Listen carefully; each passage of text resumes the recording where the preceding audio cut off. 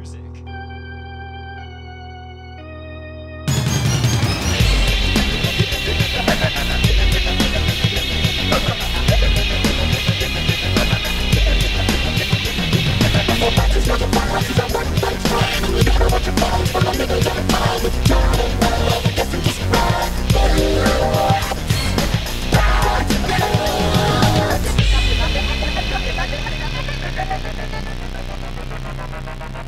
Big element we've not talked about though, which massive part of the film is of course the relationship with Mr. J or Jason Todd, that was a good reveal. I didn't see that coming. Well, so many layerings to that as well when you find out more about the character of because Jason Todd, who used to be Carrie Kelly, who is a character from The Dark Knight Returns, and then of course their first date essentially involves them going on the Tunnel of Love, which is also from The Dark Knight Returns, etc., etc. Yeah. Well, the only thing I'll say about that, though, and I know you should never assume things about people, but when Mr. J says, like, I'm trans, I'm like, well, yeah. Like, I knew. I didn't realize that was meant to be a reveal. Yeah. That's the only thing I'll say. But maybe that's just because of, like, circles I move in. You know, like, I go to a lot of drag shows and things. You meet a lot of, like, trans women, but also trans men. So I thought it was almost aggressive because, Mr. J is presented as the Jared Leto. But I was thinking, is Jared Leto? Because I was thinking, it's not Jay Leno. Is it? No. The Jay Leno Joker. The Jared Leto version of the Joker. But a lot better. Yeah. But they're obviously wearing that horrible purple lame, trench coat. But they look cool in it. But because of that, they also got they're going topless, and you can see like the top surgery scars. Yeah. So it's like, well, yeah, like you're wearing it right out for everyone to see. I think it's like the fact that Vera is very like, I didn't, is nervous about it. Oh, and is it maybe she's a bit sheltered, so she's kind of she's so oblivious to these things. Yeah, I don't think Jason Todd is in any way trying to hide the fact that he's a trans man. But my whole thing was just like, man, he looks like Steve Buscemi though. Oh like, wow, yeah.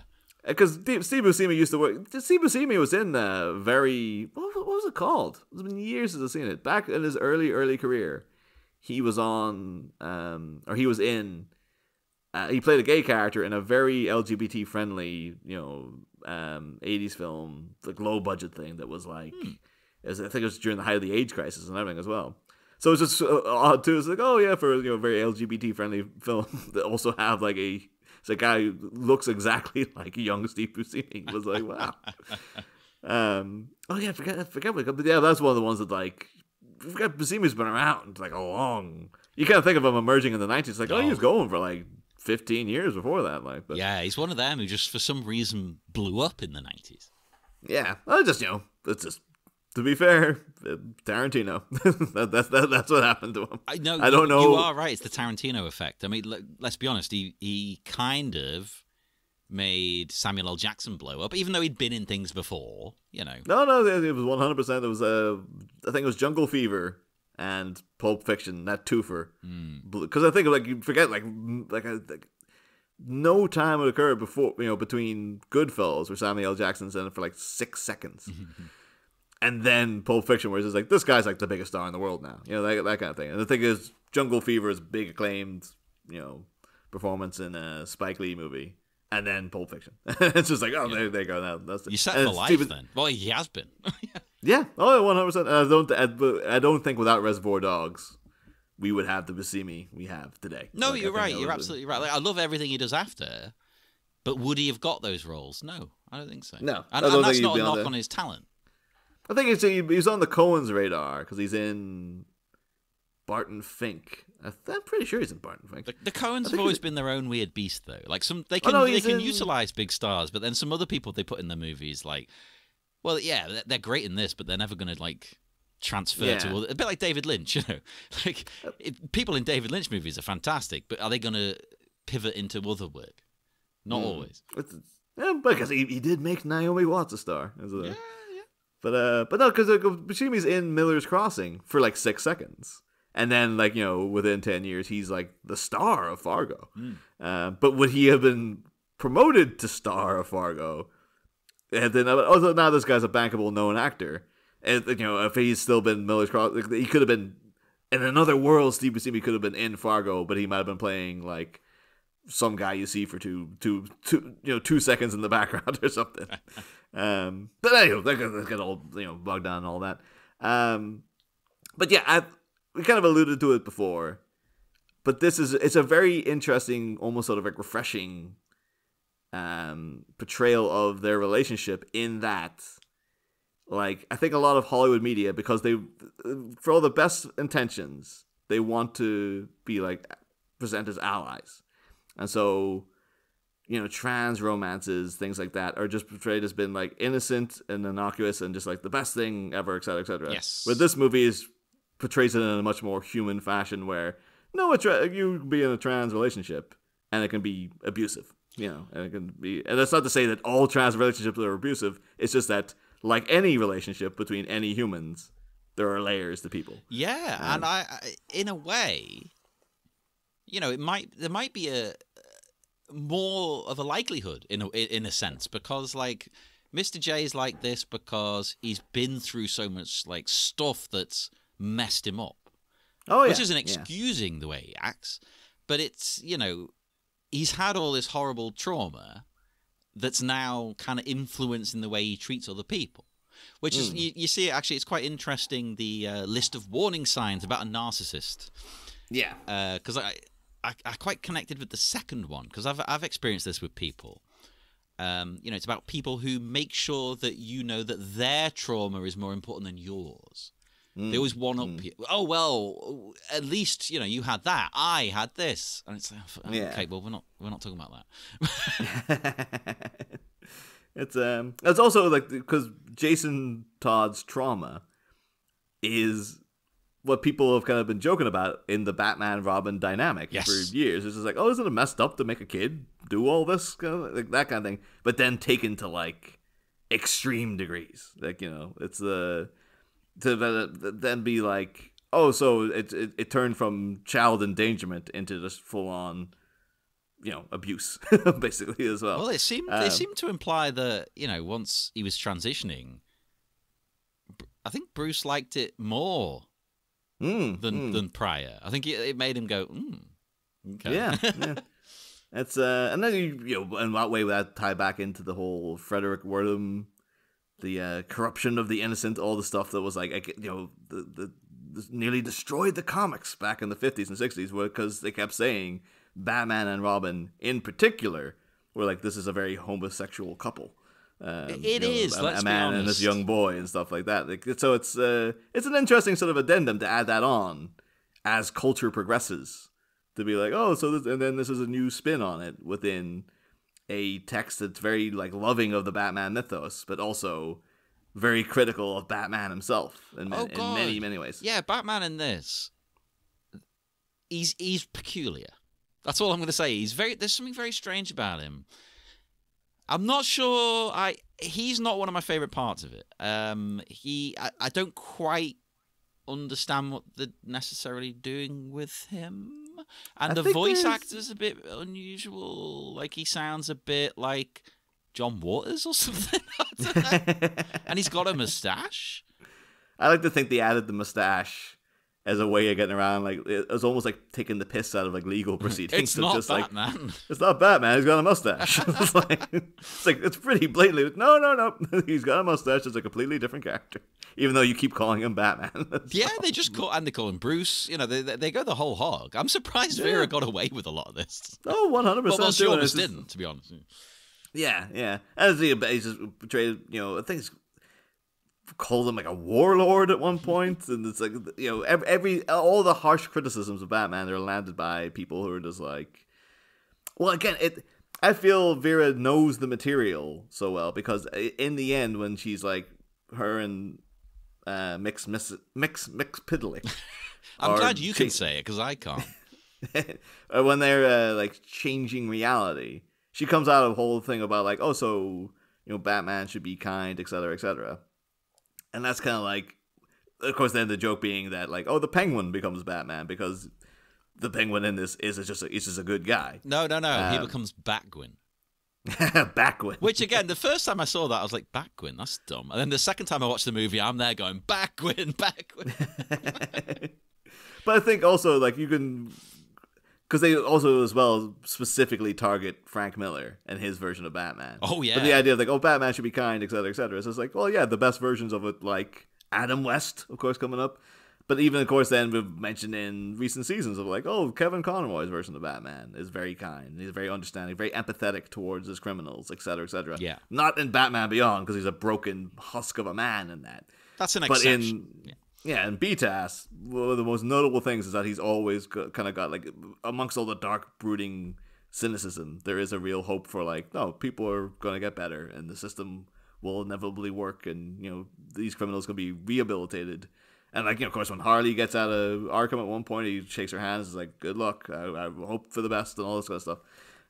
Always helping out Harvey Dent, you know, he believes he can bring him back, et cetera, et cetera. Yeah. So I think that, you know, Vera's alluding to, like, this is all the criticisms of Batman that you can land, like, say, Clarice Lockery, who's on frequently, will always lay into Batman. That's why we love her. Yeah, but then someone who, like, really, like, you know, knows the widest spectrum of the material, because you can tell Vera knows all aspects of Batman from this film. You see, like, yeah, there's an understanding of, like, this is what Batman should be. Like, it should be, these are elements you need to bring into him. Yeah, I like that as well, because, as you say, you know, there's a couple of times they do sort of have a go at Frank Miller's kind of version. Yeah. In fact, there's a line, actually, it's Catwoman, where she says, you know, oh, yeah, she talks about being like a prostitute, I think, and she's like, not that there's anything wrong with sex work, you know, but girls can be cat burglars, Frank Miller. Yeah, literally calls him out by name. It's just like, yeah, because Frank Miller's big contribution to Catwoman was just like, yeah, she was a prostitute first. And then this whole thing with, like, Black Canary was like, she was a sexy barmaid first, and all this. Oh, like, yeah. Frank Miller is a hot wreck of a writer unto himself, you know. But you'd like to think of Frank Miller before all the unpleasantness. Oh, yeah, exactly. Yeah. Well, Although Batman some of faces his unpleasantness in this as well, because, you know, you're talking about him there. They literally just legit kill him. Oh, yeah. He gets eaten. I think I enjoyed, too, that, like, it felt like a little bit of the big confrontation with Batman, and it almost felt like Vera just sort of getting a little, like, just playing with her toys. Because, like, well, if I'm the Joker in this, I'm going to, even though there's a version of this movie where they just never fight Batman, and that scene just never needs to happen, because I don't think it ever really does need to happen. No, you could ignore that whole aspect. You could ignore Batman. Yeah. It should be more like Jason Todd will be fighting Batman. But it's like, no, specifically Vera Drew's version of the Joker has a big fist fight with Batman, and it kind of feels like, well, if I'm the Joker, you gotta fight Batman, because that's just that's what, you know, inevitably that's what's going to happen in one of these movies, because that's just what people want to see, you know. And if you're making them, well, I want my Joker to fight Batman too, because I'd do the same. Yeah, 100%. Yeah. But yeah, but their relationship, yeah, is it's like I like the little things that Vera puts in, like again, there's little snide marks to, you know, not even snide, just truthful remarks to Frank Miller, but little things too, like when Mr. J's first introduced Jason Todd, as they're stepping off screen, Vera's just like, oh, I like your tattoos, by the way. Which feels like it's a real, like, that's probably a very genuine sentiment of, like, I like the Jared Leto tattoos, okay? Everyone ripped the crap out of them. I personally, Niall McGowan, hate them. Yeah, sorry, Vera, I'm not with you if that's your feeling. Yeah, but it's like, I think that's Vera going, like, no, I was 100% in support of. And there's a lot of stuff, there's so many allusions to Suicide Squad in this, like the jumping in the chemicals is like, it's framed exactly the same way as Margot Robbie jumping into the chemicals. Oh, and I loved it in this. I thought that was so cool, the way it's literally jumping into a vat of hormones. Yeah. That was genius. And I think it was at one point when she first starts taking Smilex, it starts playing that "You Don't Own Me," which was synonymous with Harley Quinn. And again, people will show up in the Daddy's Little Monster shirts, at one point. Yeah. There's so many things. It just seems very targeted because, like, I think I were even saying at the time, the legacy of Joel Schumacher bizarrely can be seen in things like Suicide Squad. No, totally. Yeah, they might not quite get it right, but there's an influence there. Yeah. And it's just that kind of like, I say garish, but I mean it in a positive manner. A more garish, cartoony. I always use the term warped, and I always mean it with extreme affection. Some people might be like, think of it as a criticism, but like kind of like warped version of reality that you get with Joel Schumacher and Suicide Squad. I don't think Suicide Squad is the worst. I know many people do. The first and one. I think that. Yeah, the first one. I don't know, some people were very sort of hit and miss with the second one. Me, I didn't like either of them. Oh, see, I liked. There's elements in the first one I thought were pretty good. The second one, I hated what they did with Harley, but the rest of it I was okay with. See, I mean, I'll be honest. Obviously, where I come from, my background, blah blah blah. There's elements I like in both of them. Yeah, because it reminds me of the show. It reminds me of talking to you. And yeah, but as movies, I don't think either of them are good. I don't like either of them at all. At It's least gonna the be curious, second though, one was a bit more silly. Yeah, but it had the weird mixture of those silly, but then like, oh, here's Starro. They will rip.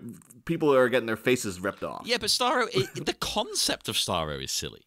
It's ridiculous. Yeah. You can't believe what you're watching. And that's one of the best bits, actually. When you first see him, you're like, what? Well, I think that's what they kind of... Oh, I think we should kind of save all this, too, because I do want to review Peacemaker. Oh, yeah. And, of course, I think in order to do that, I think we almost have to review The Suicide Squad first, because it's like, well, that's the setup for Peacemaker is that movie. Well, and even though I've just said I don't like those movies, I would happily watch them again to talk about them. Oh, yeah. I don't think we don't need to bother with the first one, but the Suicide Squad, I kind of get the vibe that like a lot of them were just like we don't need to talk. Although you mentioned the T-shirt, the Harley shirt, the Daddy's Little Monster thing, I still see people wearing it.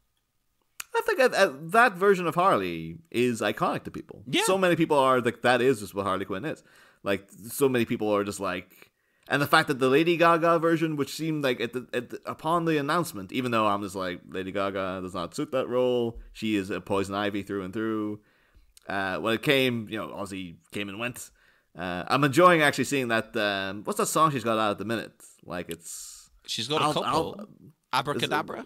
Abracadabra, because like when I seen it, I'm sure it was probably well in development, before it all kicked off. But it felt to me like Lady Gaga seen what happened with Joker 2 and was like, in order to get ahead of this, I need to go back to the most Lady Gaga-ish Lady Gaga song ever. I need to write something that sounds like it came directly from 2009. Well, no, that's interesting because she did say from second one, like that was part of her vision for the album was, it's going to be like Born This Way era. Yeah, but at the same video time, just looks like, this looks like a million other Lady Gaga videos from back in the day, as if to go like, remember all the stuff that you loved about me, right? Don't forget that ever happened. Me as Harley Quinn, no, it didn't happen. Well, even though she actually wasn't bad in the film at all. No, she's great in the movie. She's one of the best. I mean, and I'm someone who liked the movie, but she's one of the best parts in that movie that I liked. So. Even though I say like her has been miscast as Harley Quinn, the version she's playing. Oh, fair enough. But it's not. That's also Punchline she's playing. She's not playing Harley Quinn. Yeah, but you've got to remember that whole universe is totally different. Like, that Joker's a very different Joker, so that Harley's got to be a very different Harley. Yeah. I do wonder, had Joker 2 come out prior to the People's Joker, what Vera would have done to work. Because I'm pretty sure I've seen online Vera had very positive... A very affectionate view of Joker too. I'm glad because I sometimes feel like I'm alone in this sea of people. Because I know you're like kind of in the middle. You're like, well, Well, I came out of it going, that was amazing.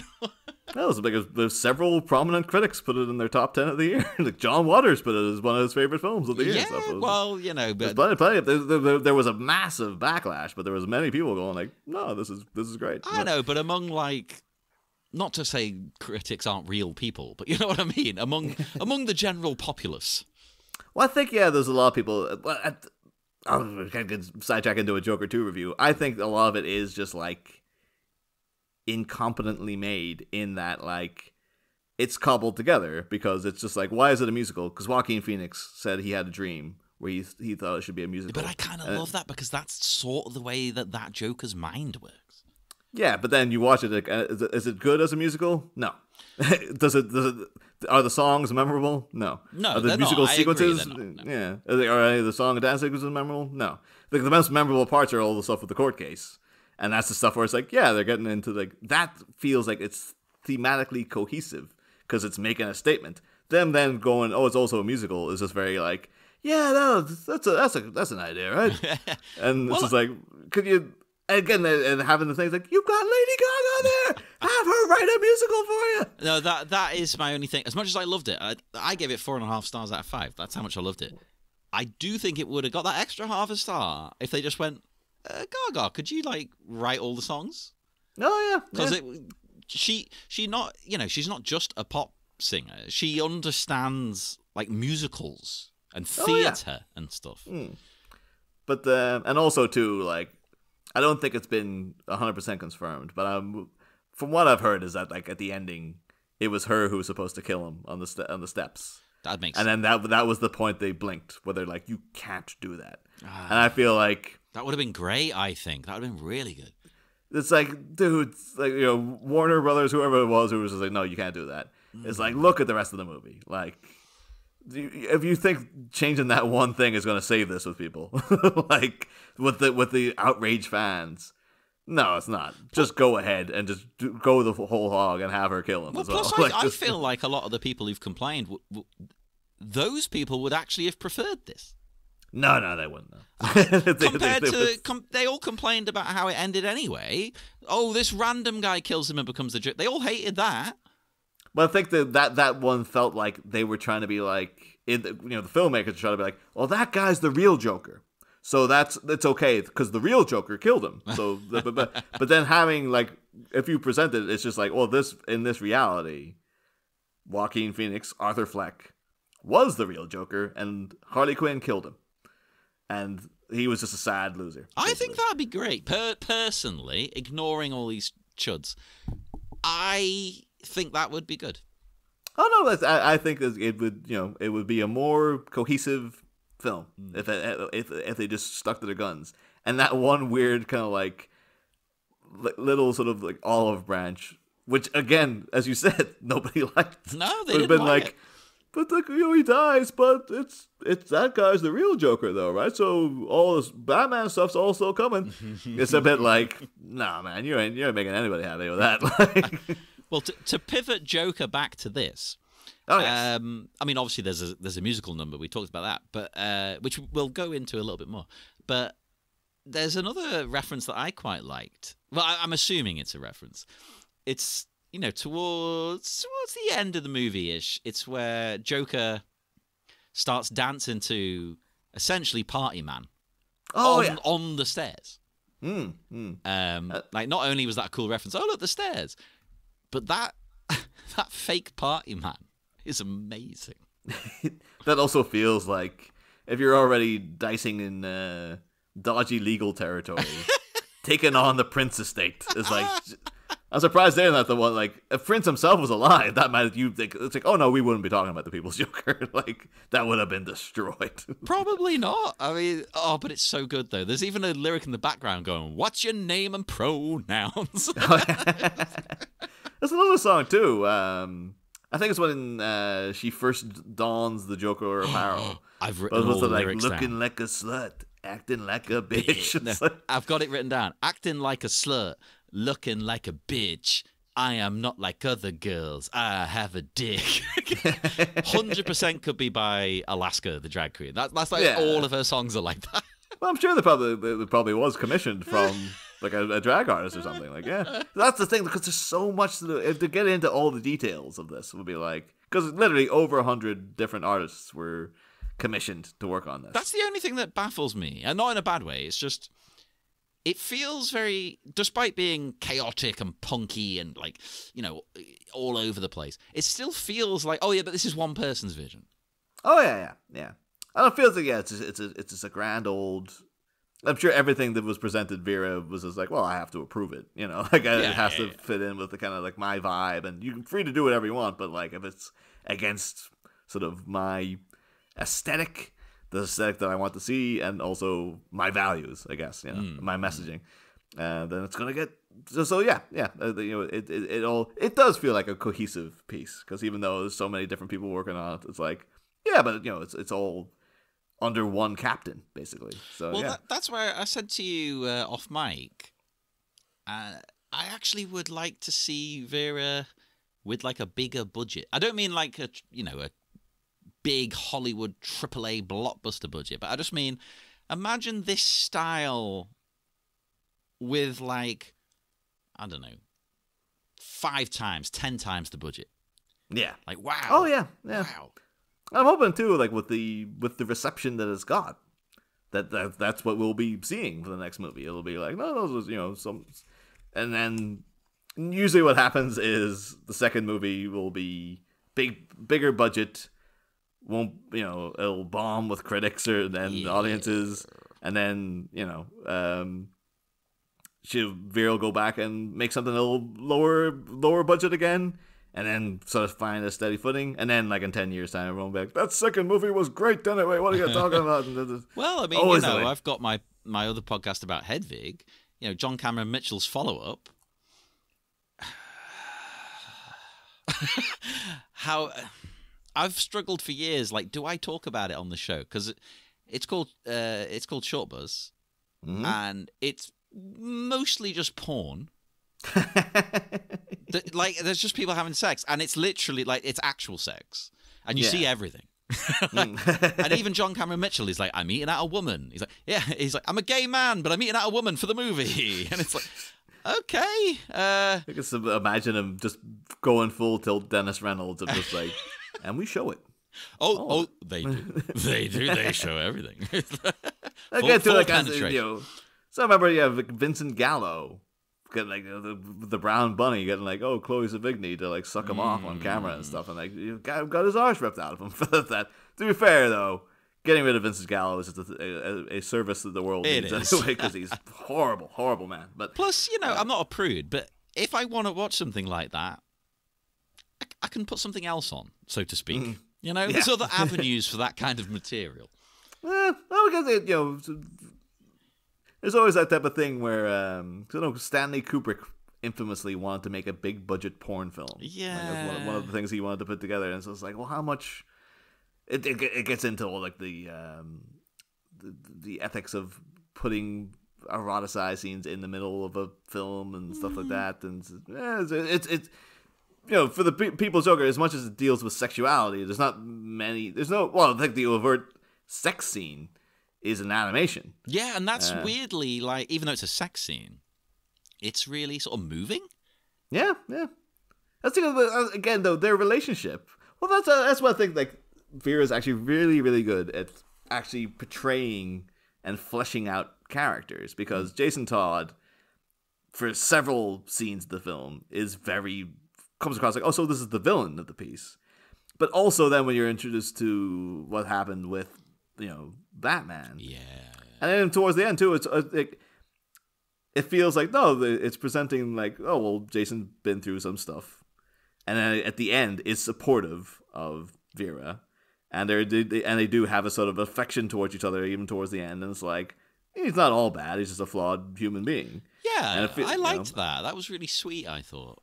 And it feels like, again, you know, it's probably going to be seen by whoever the real Jason Todd was in Vera's life. And she probably wants to be like, well, I want to represent, you know, my perspective of things, but also I'm not saying that you were like the worst ever, et cetera, et cetera. And also I'll say the same thing for the betrayal of her mother as well. Yes. Yeah, because the mum kind of starts trying. Yeah, there's certain scenes where you're like, there's almost moments where like you see the mom's trying, and Vera still has a kind of like, oh Jesus Christ, and you're almost like, come on, give her a moment. Like she's a Midwestern woman who's just like, this is all crazy and new to her and stuff. Well, she even does. She tries going to the show. Yeah, and that was quite funny because she kind of forces her way in, like, no, I want to come and see your show, and then you immediately see she's like, oh God, what have I done? I didn't need to see that. But she does try to talk to Jason at one point, and then oh God, I wrote that down. I wrote that down because here we go. The mum talks to Mr. J and says, do you perform here as well?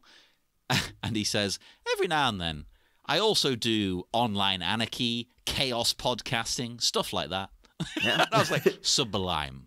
Yeah. Is that what we do? Chaos podcasting? That's what I was going to say. Like, the random tangents we've gone on. Even the beginning of this episode was like, I guess that was chaos podcasting. Yeah. It was just, we couldn't even get 2 lines into the intro. Well, speaking of 2, this is going to be 2 episodes, I reckon. Oh, yeah, almost definitely.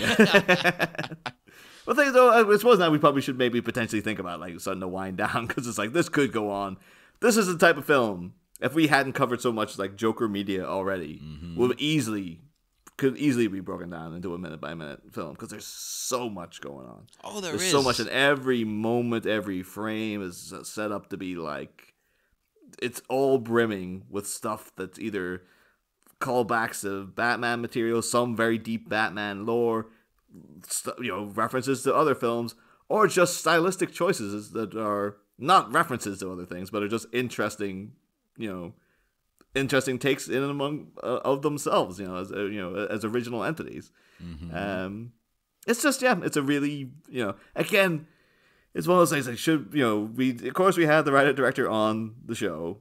Hadn't seen the film at that point, but I can safely say, had I never met Vera Drew in my life, I would still be like, oh no, this is a great piece of work, and she should be very proud of it. That's why you should trust me, listeners, because I didn't even speak to her.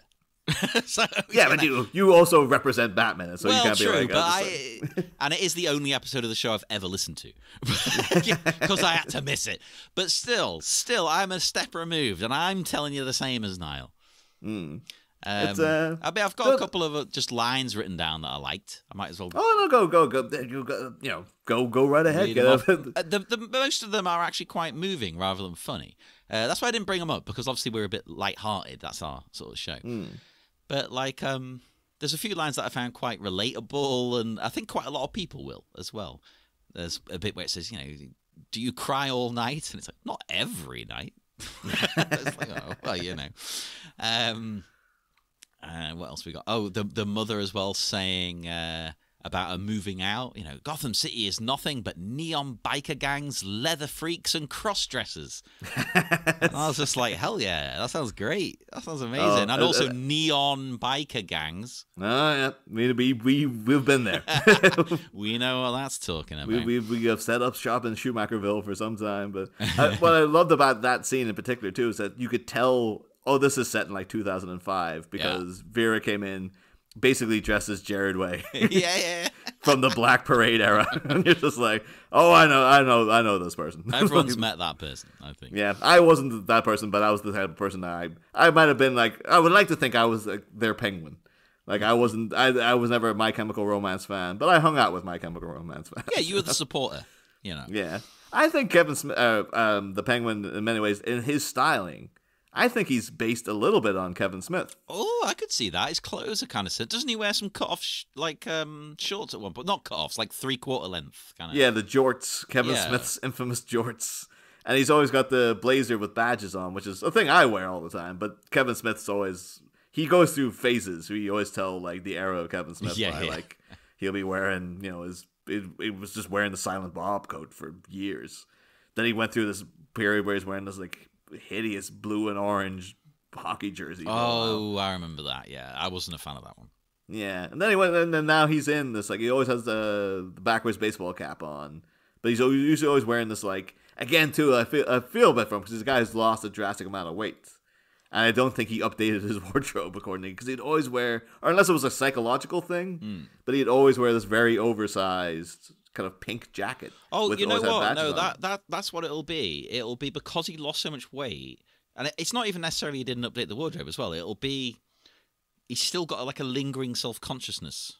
Oh yeah. Well, 100. I think in his mind he still thinks that he's like a heavy guy. It's like Kevin, you look like too thin sometimes now. Like, I think they had to kind of because he had the show Fat Man on Batman, and that was retitled to Fat Man Beyond. And I think people had to like tell him to be like, "You're not fat." It's like you are not fat anymore, Kevin. Like you have to change it to something else. God. But yeah, I kind of got the vibe. Yeah, because again, Kevin Smith. For people can critique the films all you want, but he seems like he's a genuinely lovely dude and stuff. He does, yeah. That's the thing. Like, I don't like all of his movies. His humor's not always my kind of thing in the films, but when I hear him talking outside of that, I think I'd get on with him really well.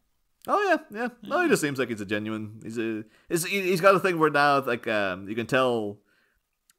He really tries to be very positive about everything he talks about. Where like sometimes the mask slips and he'll be like, "I watched this thing and it was a pile of crap," But I think he likes to see himself as, or he's trying to genuinely make himself a force for positive, interpretations of media rather than, again, we're mentioned several times in this episode. Media coverage now is like bogged down with people obsessed with negativity. Yes, and like that's why you're getting people who are like. Again, 45-year-old white men who were supposed to be like, "Oh, I was in the Marines, man. I'm a patriot," and they're going about like, "We took down Snow White." It's like, look at yourselves. What are you doing? Yeah, I know. Again, we're not defending the movie. It's probably crap. It looks pretty crap. Oh yeah, I think it's not the point. I will say I did take like that. As of recording, it was released last Friday, and I spent at least one gleeful hour. Leafing through negative reviews, not from those people, from actual proper film critics. Yeah, because as a movie, it doesn't look like a good movie. Some of the things they were saying, like I remember one of them that stuck out to me. Well, two critiques stuck out to me because I was just rolling at them, where they were just like it. Well, one of them wasn't even so much funny. It was just like, man, that is scathing. Where it was just like, it would just be better if this film didn't exist, which is just like that's pretty stark and says a lot. Wow. And then the other one was for Gal Gadot's Wicked Queen, and it was just like Gal Gadot, she can't sing. She can't act. She has trouble even just standing there. Wow. Which was pretty funny, I thought. Wow. Holy and crap. People have been like, I think Wonder Woman 1 aside, I think people have been like sort of hovering around like, why is Gal Gadot an actress for a while? So then she gets away with it in Wonder Woman 1, but I think since then it's been like, I don't know if this person should be a Hollywood star. No, I agree, and I actually like Wonder Woman 2, but I'm talking about on the whole. I think even if you like Wonder Woman 2, even her performance in it though is like, well, she was way better in the first one, though, right? Right? Or maybe maybe the first one was just a much better film, and it hid the fact that she couldn't act better. Or something. Well, speaking of hiding things, that's another line I liked. Is you're a comic. Mixing prescription meds and alcohol is part of the job description. Because I connected with that a lot, because I'm not a comic, but I'm a stage performer. And I feel like, I am on prescription meds, but I feel like you're kind of encouraged to drink a lot. Yeah, I think it's to get through, basically. Exactly, right? Like, so you have a couple, but then people keep getting you more and more. And after the show... people will come up to you. We had a show at Christmas. So I'd had about 4 or 5 drinks before I went on. And then afterwards, fans were coming up and buying me pints. They bought me like 8 pints on top of the 5 I already had. I fell asleep in the pub. Yeah. And it's like, oh, Jesus Christ. So I get this, and I'm on prescription meds, and I'm about to be on new ones as well. So I was like, oh, wow. Yeah, okay. Yeah, this can go either way. That's what talking about prescription meds, we haven't mentioned the whole thing of like, oh, yeah, what's it supposed to be? Like, it's standing in for, like, specifically, like, Ritalin? Oh, the Smilex. Smilex is yeah, I guess it's kind of... Because it's in like an inhaler, like an asthma inhaler, but it's not presented like an asthma inhaler. It's presented more like a...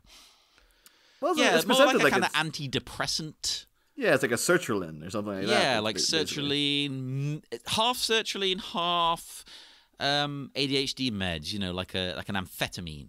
Yeah, yeah. Of course, they're also given to Vera by the Scarecrow, essentially, as well. It was always just Dr. Crane as presented in the. You see a Scarecrow one time. Yeah, yeah. Well, I mean, almost beating Chris Nolan's record there, I guess. But I did like the little touch that, like, because there's several scenes where Vera kind of goes on a bit of a bender, and like kind of essentially overdoses on, or borderline overdoses on Smilex. But every time then comes back with like the Jack Nicholson like application for the smile. Oh, like, I wish you saw that more, actually. Yeah, yeah. I think it's only really in like 2 scenes, but it's both times it's like, when she like overdoes it on the Smilex, it comes back very specifically as the Jack Napier rictus grin. You know what I would have liked, and maybe it's just not cost effective. I think every time she took it, that should have happened. Yeah, I guess it might have been just like it's just easier to like CGI in like a kind of black hole sun video like CGI smile. Yeah, which I get. I'm not faulting it for that. It's just from an outsider's perspective. If you could do the Jack Napier smile every time you take the Smilex, that'd be even more like whoa. I did quite connect with the line where Mr. J says, they're talking about how they came to understand themselves, and they say, how would I be, or who would I be if there were no consequences? And I thought that was a very intelligent line, because that's when they go, you know what? If there's no consequences, I'd be a man. Yeah. And they decide, well, why don't I just do it? And I think not necessarily in a trans context, but in lots of contexts, people should learn from that. Like, obviously, sometimes you need to take consequences into account, obviously. But a lot of times in life, if you just do it. Yeah, yeah. Well, that's how I ended up, joining the band and going on stage. I never would have done that in the past. Never. I was terrified of that kind of thing. But I had nothing going. I had nothing at that point. And I was asked to do it. So I just went, you know what? Screw it. Let's do it. Yeah. Let's do it. What's the worst that can happen? I'm already at the lowest point. And it's been great. So learn from Mr. J, which is something I don't usually say, because he's usually a bad influence. Learn from Mr. J before all the unpleasantness. Well, actually, that's relevant. That's very, very relevant. Even like other little subtle things, though, like with like, I don't think they ever overtly reference Grant Morrison, who, of course, is a non-binary writer now. Of course, yeah. But they do mention several times Joker being Super Sane. Super Sane, yeah. Which is a thing that's directly from Arkham Asylum, A Serious House on Serious Earth by Grant Morrison. Yeah. So it also feels like, but I'm surprised I didn't lean more into that, though, because Grant Morrison is just like, well, it's a massively famous Batman writer who's now like a non-binary, maybe like media presence, basically. But maybe she thought, I'm going to come at this from 2 angles. Maybe she thought, well, one, I don't want to use the obvious. Yeah. Because it's like, well, everyone knows that, it's too obvious. And also maybe Vera felt like, well, I don't want to speak for non-binary people, because there's a bit, for instance, it's not about non-binary people, but there's a bit where Mr. J calls her a drag queen. And she seems a little bit almost upset. Because obviously in herself, she's like, no, but I'm actually a woman. Like, but she hasn't told anyone. Yeah. So maybe she's kind of like, well, that's not me. That's not my experience. I don't want to. Well, that was just more like the fact that, like, just get Grant Morrison on. Oh, involved. That would be good. Get them on Cameo next to Robert Wool. It'd be amazing if you managed to get Robert Wool and Grant Morrison on Cameo together at the same time. Yes. Just put like the two computer screens up next to each other. We're like, you two just talk, okay? Just to see what happens here. Alexander Knox meets the writer of Arkham Asylum, A Serious House on Serious Earth. Oh, that would be incredible. Yeah. Oh, the last thing I wrote down, really, line-wise, was another moving one. I did have a funny one somewhere, but the last moving one I got was, I was really hoping for a happy ending for us. And then, you are my happy beginning, and I needed that way more. Yeah, And I yeah. was like, oh, because that's a bit Buddhist to me. Of like, it's accepting things change. Nothing is permanent. We are now over. Of course, there's a famous line from the Penguin himself in Batman Returns. Like, things change. The Penguin is Buddhist. God! Oswald Cobblepot in that movie could have done with being Buddhist. Might have calmed him down, for Christ's sake. Oh my God, he's Buddhist. We've discovered the truth. No, I thought that was very, very moving. I would love a Buddha statue that was the Penguin. Like, that feels like a thing that, like, I'm sure it's sacrilegious in many ways, but, like, I'm sure the world out there would be like, even if some artists should just be making that in general, to be like, oh, there you go, that's a statement, right? I mean, I can't speak for everyone. I'm a lay Buddhist, as in I like certain aspects of it, but the way I interpret a lot of Buddhist texts and things is really nothing sacrilegious. Nothing matters. I don't mean that in a nihilistic sense. It's just, you take what works, you leave what doesn't work. It doesn't affect you. That's the way it should be. And the Buddha himself would say, like, he doesn't want to be put on a pedestal. He's like, no, I'm a man. I'm not like a god. I'm a man, and you can learn from me. You can be like me. That's the whole point. So the Penguin could be a Buddhist. Learn from the Buddha before all the unpleasantness. But there was no unpleasantness, thankfully. As far as we're aware. Well, exactly. What's they have a thing, they mentioned say anything. I thought that was a bit of a weird joke to keep in. Oh, where Vera disproves everything she's saying. Yeah, but it's also just like, I'm sure the guy from Say Anything would be like, could you please take that out? Because people are probably going to misremember that and think that I did something when I didn't. I thought the same thing. Like, as a... Oh God, I'm going to sound so pretentious here. As we are intelligent movie viewers now, okay, we get the joke, but some people might not. Well, I think it just reminded me of like The Hunt with Mads Mikkelsen, where if anyone hasn't seen The Hunt, amazing film, very hard hitting though, where he's a school teacher for little kids, and through miscommunication with a little girl, she ends up essentially accusing him of molestation. Yes, and of course the whole town turns on him, and he's completely innocent. And then eventually the little girl kind of like, again, she's like no age, and it's just like, it's not her fault really. And Mads, to his credit, he never blames her. He's just like, she's a child. She doesn't know, what's happening. Eventually she's just like, no, he never did anything to me. This has all been a horrible mistake, etc., etc. But at the end of the movie, even though everyone turned against him, and now it's all kind of like, oh, hey, Mads, we're cool, right? Like that kind of vibe. There are still, I think it's alluded to be his own son thinks that he did something, even though he didn't. And it's like the idea of, you introduce that, you can't unmake soup. It's like once that's out there, you can't put the clown back in the box, as it were. Oh, so put that in the movie about like the idea that something might have, even if you're directly saying no, he didn't do anything, it'll get into people's heads though. Like, is there a reason to think that he should have done something? That's it. Maybe exactly. I should be where there's smoke, there's fire. Yeah, maybe why would you think that he did something if he didn't? Well, you must have heard something at some point. Maybe we should be looking more into the Say Anything guy. So I'm sure the dude himself would probably be like, yeah, I'd rather you take that out, quite frankly, because I just don't want that coming up next to my name at all. And particularly at the end with like, oh, as far as we know, he didn't do anything. You should be like, I didn't do anything. What do you want from me? As far as we know. Yeah, it's like, no unpleasantness detected, but like, just don't mention me at all, okay? Just give me out of it. I did find my one final line that was a funny one. I'll go out on this. Is it Bob the Goon throwing dildos at your face?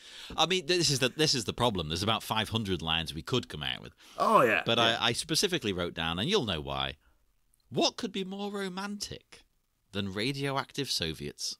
I agree. Oh yeah, that was a good. I love that the tunnel of love scene too. There's like in the background you can see a guy spraying a boutonniere on his date's face, but it's drawn to look like he's basically coming on her face as well. It's just like just layered in the background there. It's just like, Yep, that's how you do it. I mean, we haven't even talked about one of the other best parts. Oh, geez, there's so many good bits in this movie. You know, are you telling me that you're a and then she proceeds to suck off everything. Oh, can you even imagine a penis near my mouth? Right. But yeah, so of course, so people probably gathered after the last 2 hours. Me and John don't recommend the film. No, it's terrible. It's the worst movie ever. Oh, Jesus. But no, I think, hopefully this episode will entice more people. Because I know people out there who are big Batman fans who have yet to delve into the People's Joker. Whereas, like, I was chomping at the bit. I was like, yeah, I want to see this thing as soon as possible. Whereas I had a deliberate reason to put off watching it. Because I'm one of those people who's like, yeah, I'm going to watch it when we're going to do an episode. Yeah. So I deliberately waited. But you listeners, you haven't got an excuse. No. You get other little, like, before we wrap up, like, other nice little things. There's a whole thing about, like, oh, you know, if you could, again, Mixes Pitlick and Vera, like turning back time and stuff. Like, what would you like to see? Like, oh, Richard Pryor and Brando. Which apparently is a thing that happened, like, in reality. That was in, like, Richard Pryor came out. I was like, oh, yeah. I can't remember if it was him or Brando came out with it, but they're like, oh, yeah, back in the day, yeah. Really? Wow. Oh, 100%. Yeah. It's just what things were going on with Marlon Brando. Like, that whole, he lived with Jack Nicholson for a while. Wow, he lived with him, did he? Roommates? Beyond that, one of those things, like, one of those meme templates I keep seeing pop up with people going like, oh, are they a couple? No, worse. And like Jack Nicholson and Marlon Brando, that feels like a no, worse. Were they together? No, they were worse than that. I could buy both of those guys just being like, yeah, whatever. Oh no, I think at the time they were living together because Brando, I don't know if he lost a house in a divorce or whatever. I remember it happening because it was the early 2000s when it happened. Oh, he had so much weird crap going on in his life. Yeah, but at the time it was when Jack was going out with Lara Flynn Boyle, so she was also technically living with Marlon Brando. Or maybe so it was like a like a polyamorous kind of polycule. Yeah. That's what I'm trying to think. It could have been the Brando Nicholson Boyle polycule, like. And whatever the hell was happening, like, I remember the Hot Dog magazine. They used to write up like fake Big Brother scripts. Oh, God, Hot Dog, that's old. Jesus. Oh, Hot Dog. Still miss Hot Dog magazine. Fantastic, but it's whatever the hell is going on. Maybe that's why you don't see Lara Flynn Boyle about so much anymore. She's like, I don't want to talk about anything anymore after living with those guys for a while. I wouldn't blame her. You know, there's probably a lot to put up with, isn't it? Yeah. But then, with Brando, it's just so much. But Brando's like a contentious figure in so many ways. Like, and obviously, he's also, have to just put the caveat, flat out sexual assaulter as well. Marlon Brando, like, not a good guy overall. No. But complicated. Let's say that to be polite. But one of the whole big things of just like, oh yeah, they're going to shoot Superman in Italy, and they're like, Brando, we need you there in like 2 weeks, and he's like, I can't go there. I'm wanted for sexual assault. I'm literally not allowed in the country. Yeah, I cannot go to Italy because I will be arrested and prosecuted. It's like, yeah, he's not a good guy. Well, he wasn't a good guy. Although, if you want to hear us talk about Brando, we have an episode with him in. Oh yeah. But and then also at the same time, they also go to see the birth of Rick Moranis. Just to celebrate the birth of Rick Moranis. So it's just like, and they're like, oh, you're gonna grow up. Congratulations. He's gonna, your baby boy's gonna be a national treasure. He's one of the good ones. He's one of the good ones that we know of. Well, I think Rick Moranis seems to be a genuine pure soul. I agree. I love him. I think everyone as well. We already loved him, but then when you found out he left Hollywood to like look after his family, you're like, oh, God, that's his wife died, and he had to look after the kids. That's like the nicest thing anyone could do. Jesus.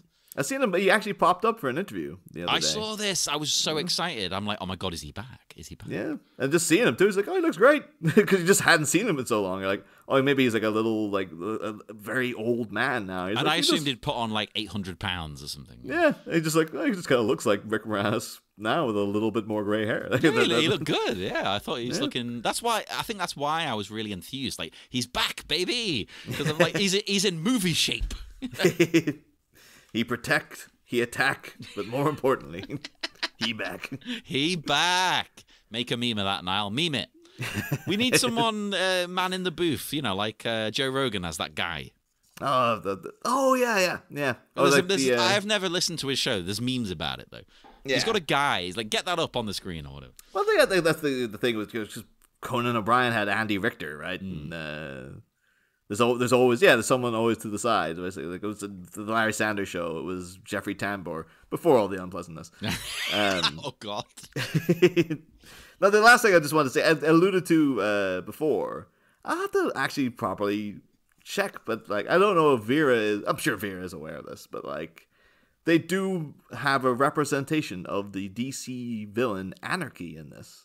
Oh, you mentioned this like at the beginning, like 2 hours ago.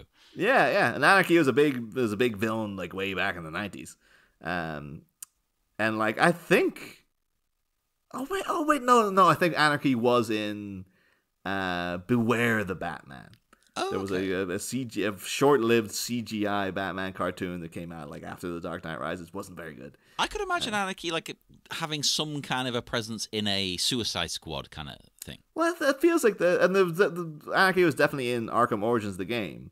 But I was about to say that this might be like the first screen iteration, like scripted. I think it's an animated cat. Oh, we haven't even talked about the bizarre version of Poison Ivy that's in this, where it's like it's a CGI biomechanical. Right, I wanted to bring that up, but I didn't want to be too harsh because I love the movie. I didn't understand Ivy. It seems too that like the voice it's clearly been recorded by someone potentially in like a different country. Yeah, it's like a Scottish person, and it felt like they maybe did it. This isn't an insult, but like they maybe did it in like the house. They did it like over the phone. The phone, maybe, or something. There was I just didn't quite understand the direction of Ivy. I thought it'd be very unsettling because it was so sort of like it's like a CGI mannequin, but it was also like it's like, well, why is it? Because some characters flip from being animated to live action and all sorts kind of thing. Yeah, but it's like almost seamless. Yeah, this one seems to be like it's consistently this Lawnmower Man-esque like early 90s CG. Yeah, and like I didn't mind it, but I was just finding like this is almost it's a little creepy. More like it's one of the more creepy versions of Poison Ivy I've ever seen. Yeah, I don't think I've ever encountered an Ivy like that. I don't know. I just didn't. To me, that was my least favorite character, and it's not the performance of the actor or anything. I just didn't understand the visual kind of presentation. Yeah, I don't want to go out on a negative.